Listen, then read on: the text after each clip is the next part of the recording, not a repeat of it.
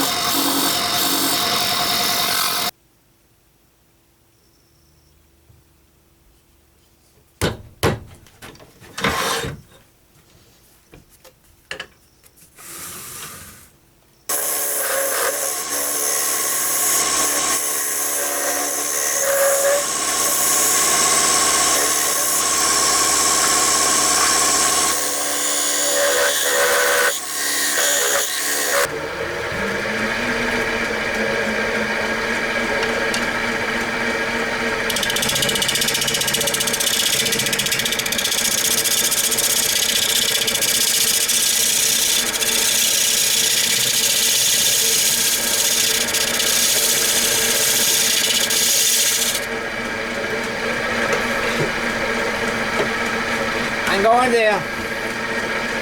I'm going to turn it in reverse.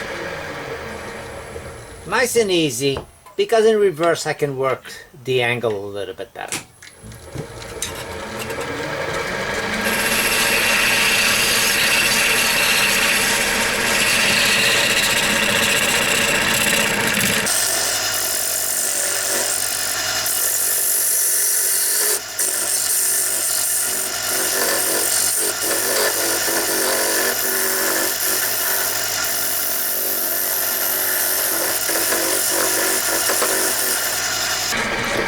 Now, even though I did not show, but also last week while working on this, I bent a small file that I had around, and to give me that little bit of that radius that I figured I would need on this as well.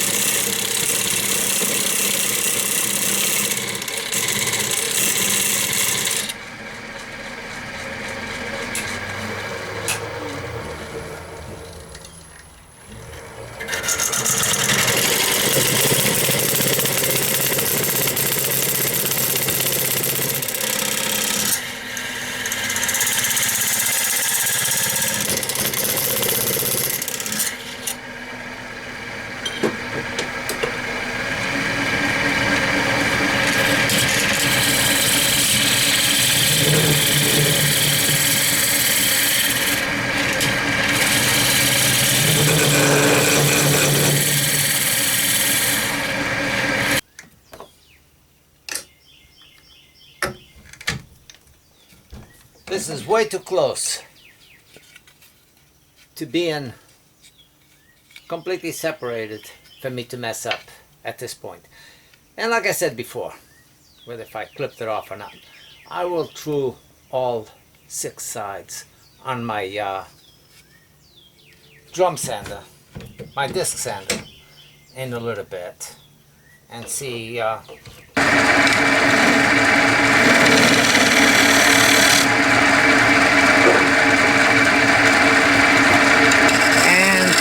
I'm just going in there with a wide curve and trying to maintain that.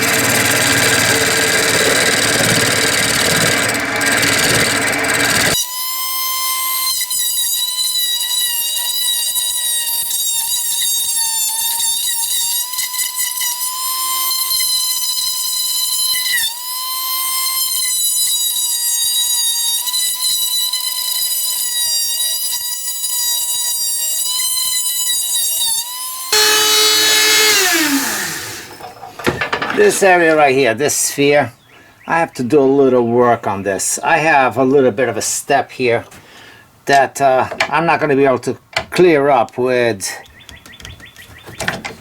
the drill for sure.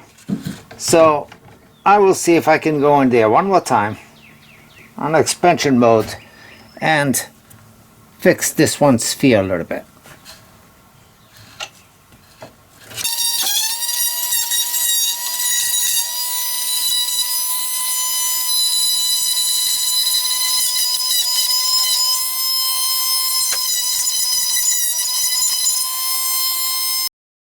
That's held up.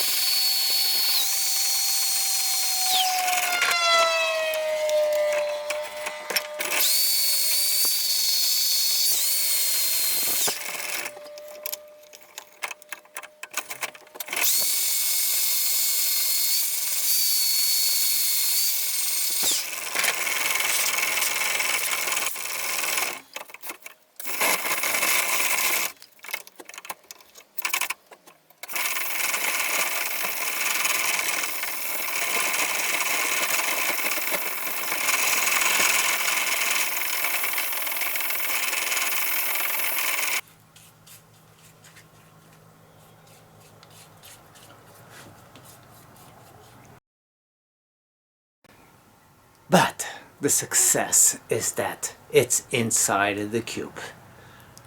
So in that respect, I feel I've succeeded what I was trying to achieve. This is inspired by initially the vase that I was trying to make that separated the floating vase. Now, this is no easier. Actually, the cube might be a little bit harder because you are more concerned with the sphere inside. If it had a neck sticking out of it, the idea would have been the same. It's just I would not have to sphere that out. It would just continue with the neck. So that's still going to come back into the lathe. But I'm not one that likes to do things for the sake of doing it. It's because it calls out to me. It's because I am in a mood to do it. I occasionally do it for a challenge where I want to challenge myself, see can it be done, can it not be done, and the vase was really that. I did the bulging, and with the bulging I was like, ooh, wait a minute, how about if I separate? So the idea of the floating came about. I was close. And I learned. I know what I did wrong, what I would need to do to change that and to make it work. But I didn't feel like coming back to the lathe and say, see, I can do it. That's, I failed that one, but so that's not how I am. But the idea of it floating also keeps on growing and coming up with different ideas, like what else can be done? Like not necessarily a floating vase. I mean, what do you use it for? Yeah, well, it floats, big deal. But a cube, it's a decorative piece, and it will be a talk piece. And not necessarily, oh, look at that vase inside of a cube. Nice. The talk piece will be, how did the sphere end up inside the cube? So it's there. I don't think I'll be making another one. I don't need to prove that I can do it. I don't urge you to go ahead and do this. This is not a challenge for many of you. I know there are some very experienced, more experienced than I am, people on the lathe, and probably could do that. And probably easier than what I did. I'll come up with different ideas of what I was using that maybe it would work on their case. So yes, there are people very skilled on the lathe that if you want to go ahead and try it, by all means, if you come up with something different than what I did, I would love to hear from you and how you approached it. But for the new turner, it's really not a project to go out and do. The tools that I tried, what I tried making up, the first one, I realized I made it too skinny. I know why I was making it skinny. I was making it skinny so it would not get caught up because it's radius in all directions, and if it was too wide, then it would hit top or bottom and really not give me the contour. But that was the problem right there, was making it so skinny. Worried about it hitting top or bottom, that if I had made a thick 1 inch or 3/4 inch at least thickness on that cutter with that slight bend, that would have worked out beautiful for me. The idea was working. Halfway, when that other one failed, I found a small file. It's a chainsaw blade sharpening file, and with that I gave it a hook and I made it with a cutter so I could turn it in both directions in the lathe. But if I was doing it backwards, running the lathe backwards or forward, and I just threw a temporary handle. I didn't know it was going to work. I was not going to waste a lot of time making a handle for something that probably would not work, just like the first one. And the first one I did was in a square piece of stock, slid, epoxied in the blade, was long enough just for me to see what it was going to do. Now, if it was a blade and it was going to work out like, wow, I can use this for a lot of things, I would have made a handle specifically for that tool and kept it with other tools. But this one will probably end up sticking around, and I am sure that I can figure out different ways that I can use this or make it a little bit shorter and still have some sort of a tool. A different tool. Anyway. So this, I mean, it's a little wet. I just applied some clear lacquer on this. And lacquer dries up fairly quick, but it's not there yet. And the cube, you let me know. What do you think? Definitely. I'm glad I found my mojo back in here. Thanks for watching. We'll see you next week. Who knows what? Probably nothing like this. Well, I know that it's going to be nothing like that. But like I said, the vase might come back sometime just for me to do it, to have one piece done, which was the original idea. So, but if you do it, let me know. Send me a picture. alfredtardo@rebelturner.com. Easy enough. Send me an email and I will see and respond and maybe show it on my channel if you so want me to. Thanks for watching. We'll see you next time.